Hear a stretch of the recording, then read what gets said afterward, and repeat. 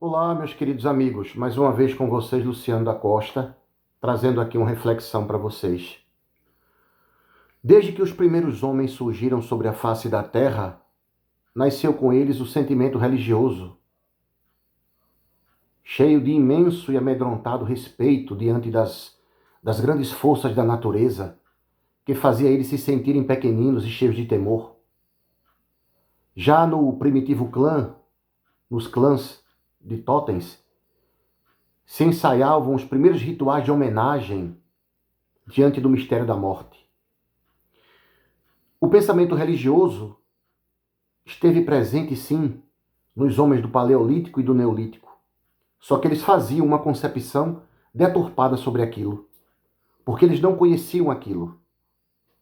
O Livro dos Espíritos diz que a ideia de Deus e da espiritualidade é uma ideia inata e não uma ideia construída por um processo educativo. Pois bem, o problema é que naquelas épocas, naquelas eras, apareciam as pessoas que interpretavam a vontade dos deuses, os sacerdotes, os pajés, pessoas com dons mediúnicos, já que a mediunidade é uma faculdade que radica no organismo biológico. Essas pessoas entravam em contato com o mundo espiritual e recebiam as orientações apropriadas àquela cultura e àquela civilização, com os avanços peculiares de sua época, porque eles não podiam receber mais.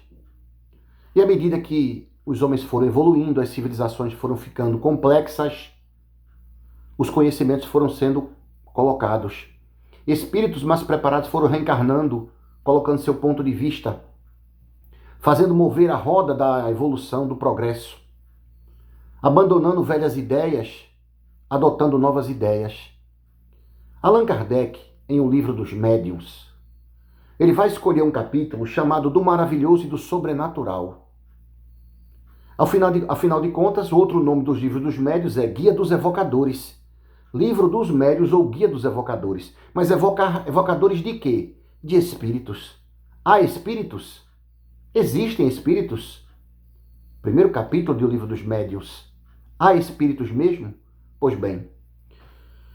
Então, o grande dilema, a incredulidade, o materialismo ou o espiritualismo.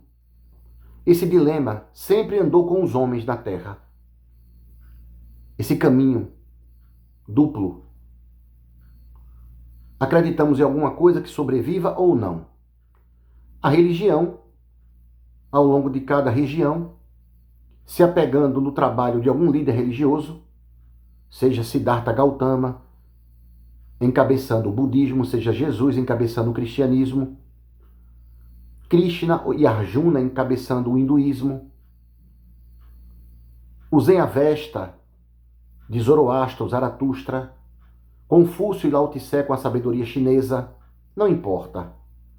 E Maomé com os muçulmanos e o Alcorão e a doutrina.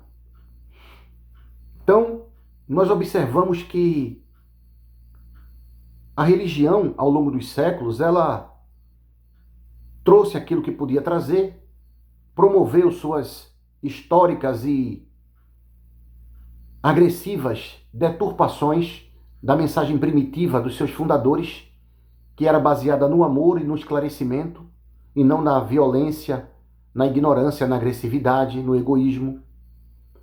Os séculos passam, a ciência dos homens evolui, o senso crítico dos homens se apura. Chega no século XIX, Allan Kardec argumenta, esclarece, questiona,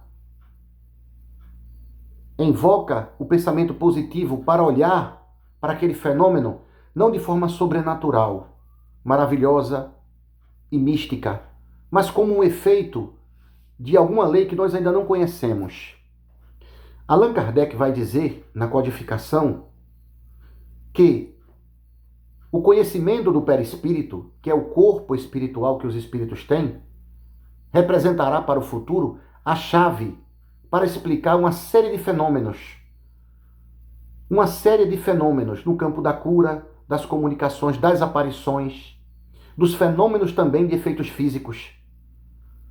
O perispírito, a existência desse corpo espiritual, entre outras coisas, conferindo ao espírito a individualidade, é uma chave para explicar uma série de fenômenos que até então religião nenhuma explicou.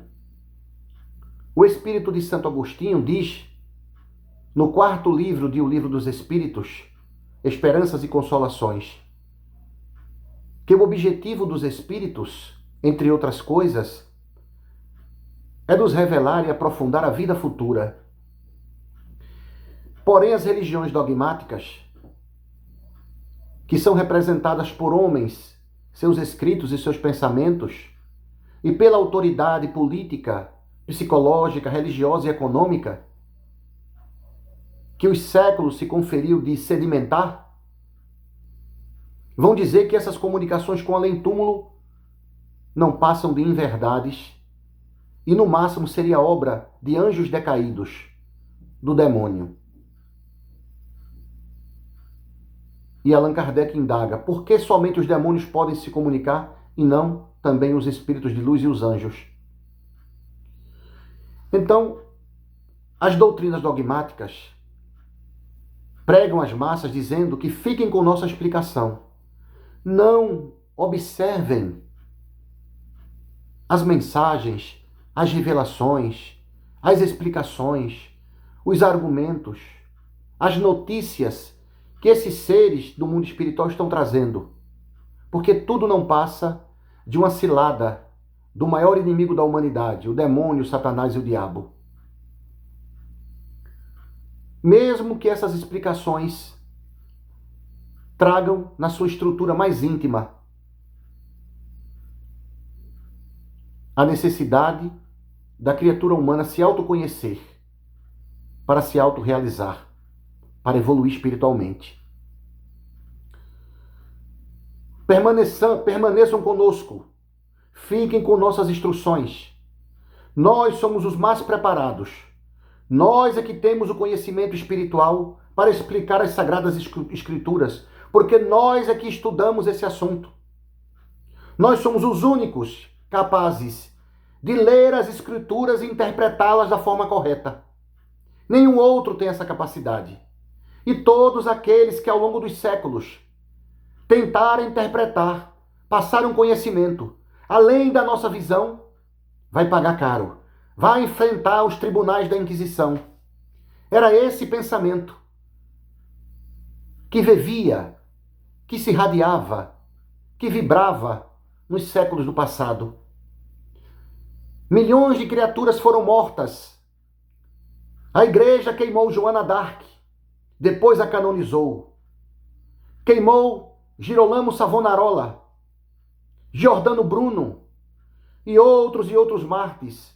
John Hus, que enfrentou a fogueira, porque queria colocar ideias humanistas dentro do cristianismo. Todo esse século de violência é apagado, porque o ser humano tem uma tendência de perder a memória. Ele não lembra, não quer saber, não pesquisa, frequenta uma religião e não entende o porquê está acreditando naquela religião. Sequer, às vezes, ele conhece a origem daquela religião. Mas o Consolador prometido por Jesus, no século XIX, vem para a humanidade devassar o mundo espiritual. Dizer que o mundo espiritual não é mais um mundo misterioso e sobrenatural. Percebam, quanto mais esse mundo espiritual é aberto, é descortinado, o caráter de maravilhoso e sobrenatural cai por terra, desaparece. Mas a criatura humana encarnada na Terra, ela vai se sentir mais consciente no seu mundo, ainda que esteja influenciada por esse corpo físico denso, verdadeiro escafandro, que abafa o potencial da criatura humana, do espírito na capacidade de pensar e refletir. Quanto mais a criatura humana conhece o mundo espiritual, ele evolui, ele perde o medo, ele afasta as conjecturas equivocadas. Ele vai se deparar com criaturas sofrendo tormentas inenarráveis. Por quê? Porque essas pessoas praticaram o mal, o egoísmo, fomentaram o ódio, foram preconceituosas, arrogantes, mesquinhas. Ele também vai se deparar com aqueles espíritos com aparência luminosa, emanando amor, emanando sabedoria, emanando paz, emanando luz, felizes, cantando, alegres, socorrendo aquelas almas que chegam após o túmulo, preocupadas, sofridas, ansiosas, com angústia, com amargura, porque deixou o corpo físico e ainda está ligada às impressões físicas. E ele vai perceber que essas almas que estão brilhando com seu magnetismo, porque elas amaram quando estiveram na Terra. Então, quanto mais o mundo espiritual é aberto, é descortinado, mais isso vai influenciar o comportamento da criatura humana. O filósofo Ney Lobo, espírita, escreve 4 ou 5 obras, Filosofia Espírita da Educação. E ele faz uma pergunta brilhante: o que educa o homem? O conhecimento.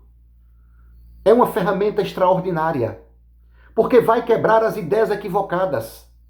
Porque nos planetas de provas e expiações, os seres humanos fazem uma ideia mística e deturpada do mundo espiritual. Eles acham que é preciso fazer certas coisas para evoluir. Na Idade Média, no começo da Idade Média, nasce a teoria, aqui no Ocidente, da vida monástica, divulgada por Santo Antão e São Benedito. O homem deve se isolar nos mosteiros, não ter contato com o mundo físico. Essa tese, do outro lado do Oriente, se manifestava com outra característica cultural. O homem, para atingir a iluminação espiritual, ele precisa se isolar do mundo, deixar de se alimentar e até mesmo de promover o asseio. Era o caminho dos ascetas. O príncipe Siddhartha Gautama, e diz que inicia sua jornada de iluminação na vida ascética. Depois ele percebe que essa vida era um engano, que não era a vida do puro materialismo, nem a vida do ascetismo, nem o caminho do ascetismo, mas era o caminho do meio, o caminho do equilíbrio, o caminho de contato com as pessoas. Nessa sociabilidade espiritual que permite um aprender com o outro. Então, o conhecimento do mundo espiritual exerce uma mudança reflexiva na criatura humana. Por isso que os espíritos se manifestam para mudar a nossa concepção de vida. As pessoas que não têm conhecimento espiritual dedicam-se a vida inteira à família, aos entretenimentos, a ganhar dinheiro e se esquece do lado espiritual. Muitas vezes são pessoas honestas, trabalhadoras, que não fazem o mal. Mas aquele espírito já vem reencarnando muitas vezes e não desperta o lado espiritual. Quando desencarna, assim como aconteceu com o espírito que adotou o nome de André Luiz, na famosa obra Nosso Lar, que se depara numa região de sofrimento. E ele reflete: mas eu nunca fiz mal a ninguém, fui um dedicado pai, mas era mesquinho, era materialista. Não no sentido de negar a Deus. Ele admitia a existência de um Deus, mas não queria saber. O espírito vai para aquela região, passa mais de 8 anos lá e é socorrido quando ele começa a refletir e começa a entender o que ele sentia e o que ele pensava quando estava encarnado na Terra. Então, o conhecimento espiritual, a abertura, devassar o mundo espiritual, abrir. O problema é que existem muitas coisas do mundo espiritual que não podem ser reveladas de forma imediata. O conhecimento tem que vir gota a gota, para que a criatura humana não surte. Porque a concepção dos espíritos que estão nos planetas de provas e expiações, quando eles mergulham na carne, é uma concepção muito limitada. Eles não conseguem vibrar além daquilo que os sentidos lhe impressionam. Porque a influência do corpo físico é muito grande. E a tendência é sobrepujar as vibrações do espírito. Mas quando o espírito vibra numa frequência poderosa, quando o espírito já tem força nas suas vibrações, ele supera a influência do corpo e ele vai manifestar uma intuição cósmica, levando ele para concepções mais avançadas da vida. Ele não vai ficar preso somente ao cuidar da família, ao entretenimento, aos gozos da vida. Ele vai viver, vai pagar suas contas, vai ser feliz, mas ele vai sentir um impulso inexplicável pelo conhecimento espiritual. Essa alma, ela vai procurar, de alguma forma, alguma religião. E muitas vezes cai numa religião que não responde aos seus anseios. Eu sei que vocês falam de Deus, mas há algo aqui que não me explica o sentido da vida. O grande filósofo, continuador de Allan Kardec, Leon Denis, na famosa obra O Problema do Ser, do Destino e da Dor, vai fazer a seguinte indagação: qual a criatura humana que ao longo dos seus sofrimentos nunca levantou essa indagação aos céus? Quem sou eu? Por que eu estou na terra? Por que eu sofro? É a manifestação de uma alma que tem a fome do conhecimento, que está já sobrepujando os liames da carne, e ele quer entender, ele quer compreender esses conhecimentos. Por isso que as revelações dos Espíritos para nós não têm um caráter apenas de apresentar uma teoria bonita para satisfazer o nosso pensamento filosófico. Não. O objetivo é mostrar a nossa própria identidade, porque nós não nos conhecemos.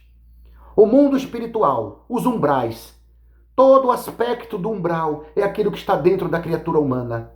São milhares de espíritos vibrando, emitindo aquela energia, construindo aquele quadro dantesco que ele se depara. Quem criou o umbral? Todos que estão lá no umbral, que criam o umbral, com as suas emanações energéticas do perispírito, colocado previamente na base da doutrina por Allan Kardec, e depois pelo trabalho maravilhoso de médiuns, como Chico, Divaldo e outros médiuns.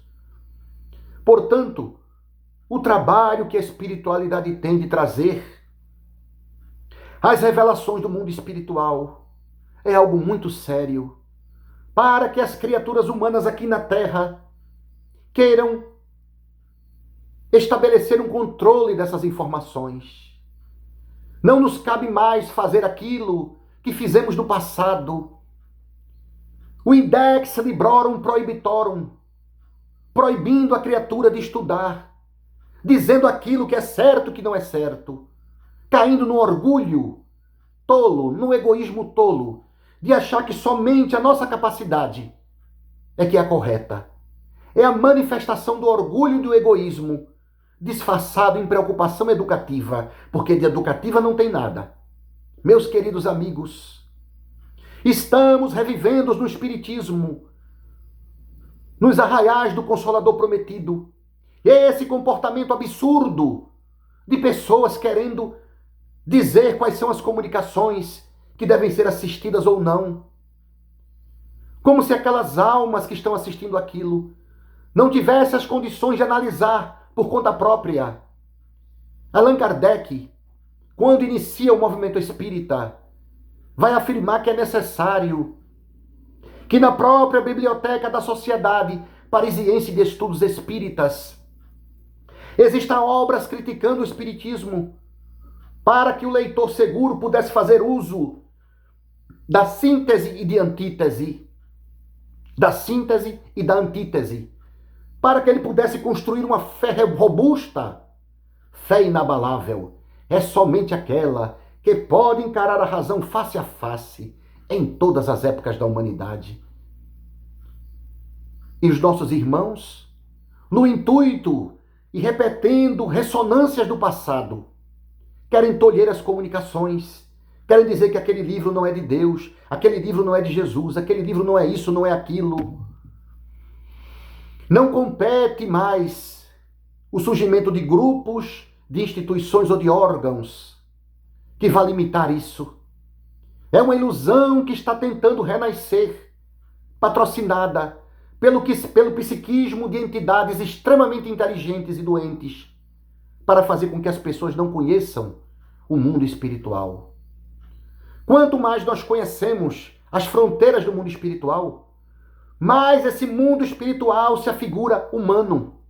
Se ele é humano e também nós somos humanos, nós podemos também. Então nós somos espíritos que estamos tendo a experiência no corpo. Os espíritos não são mais espíritos, são seres humanos com um corpo vibrando noutra frequência.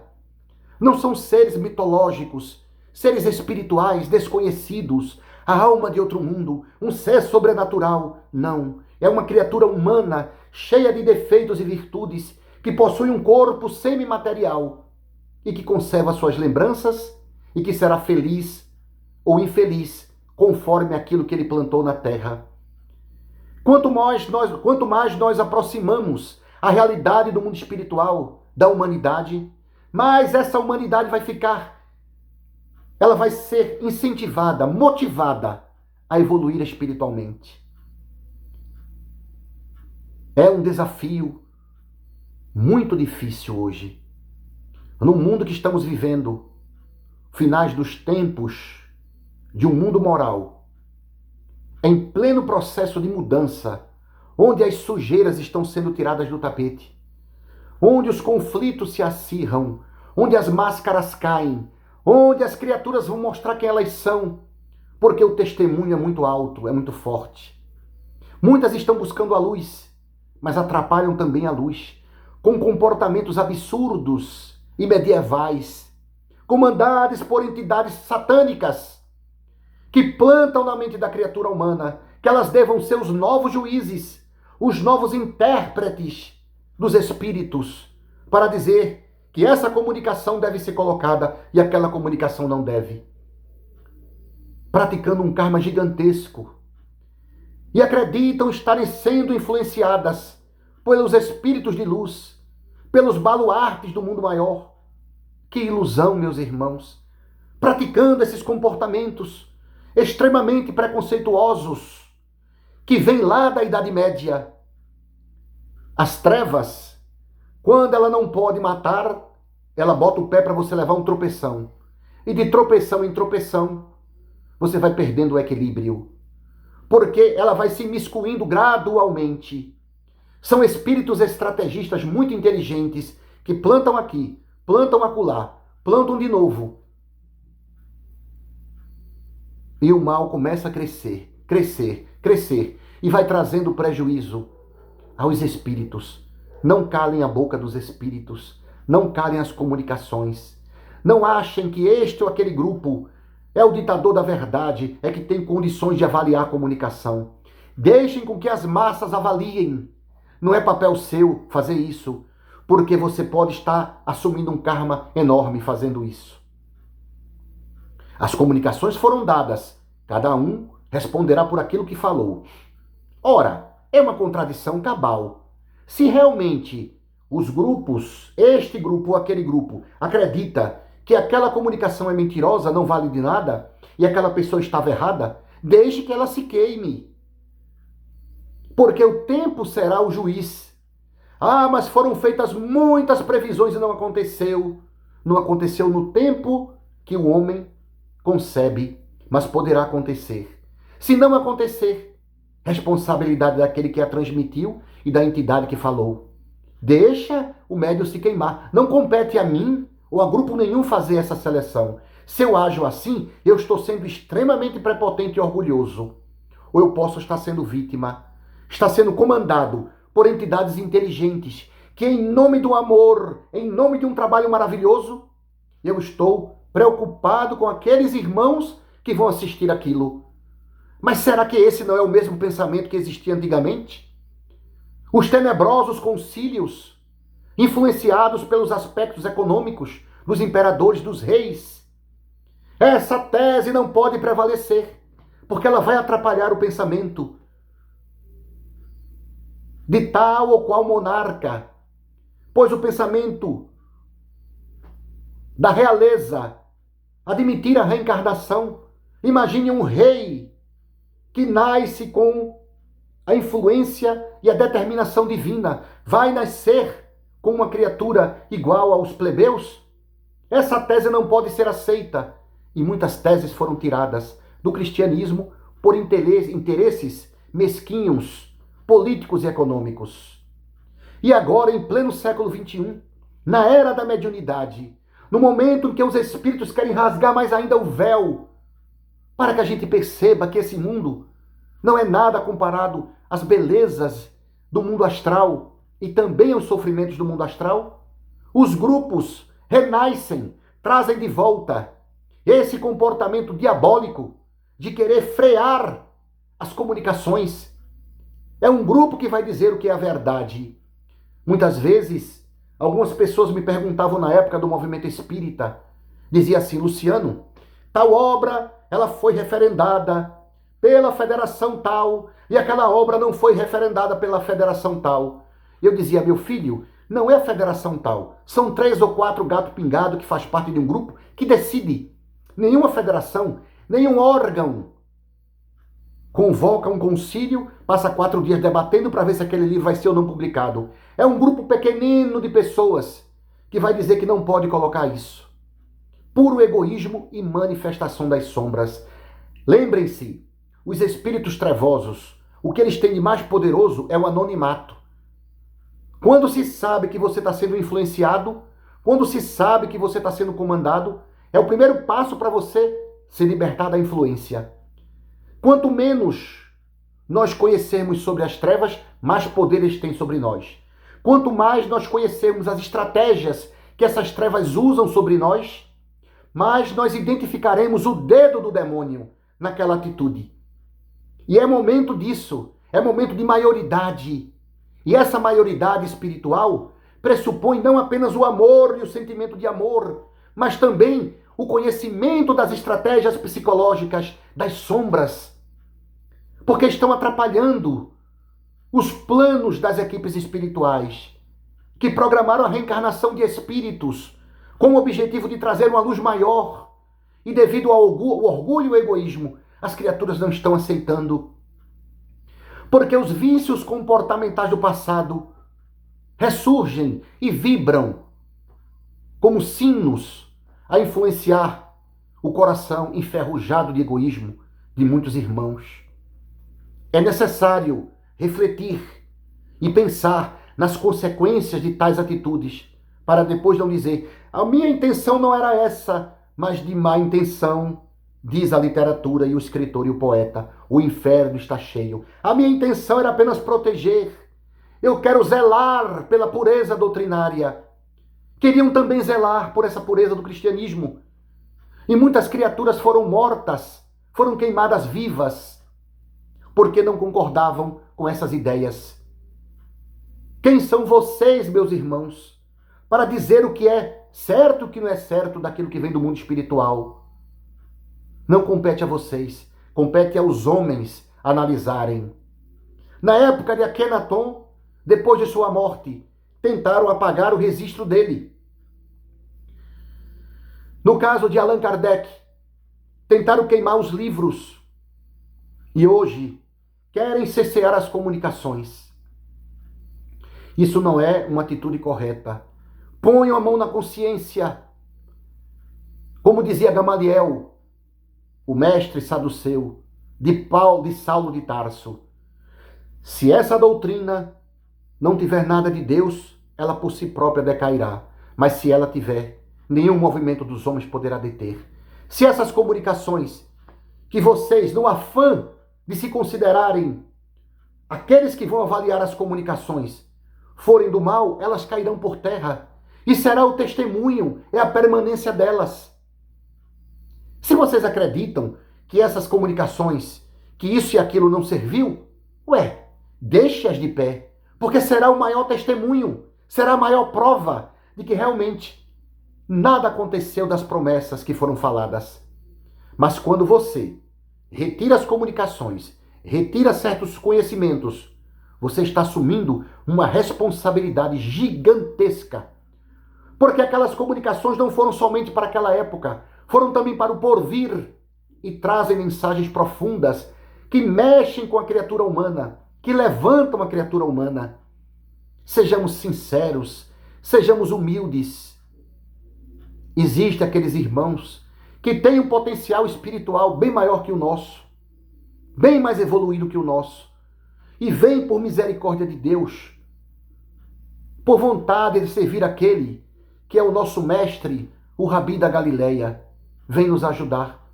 Meus irmãos, estamos em plena guerra espiritual e os nossos inimigos não são os nossos companheiros, são as entidades trevosas que estão estabelecendo seus tentáculos. sobre a mente de muitos irmãos que estão caindo nessa hipnose satânica, diabólica, demoníaca, incentivando comportamentos medievais, arcaicos e preconceituosos. Fica aqui esse recado desse irmão. Que a paz de Jesus esteja com todos. Muito obrigado, meus irmãos. Obrigado às equipe espiritual que me inspirou. Muito obrigado. Muito obrigado.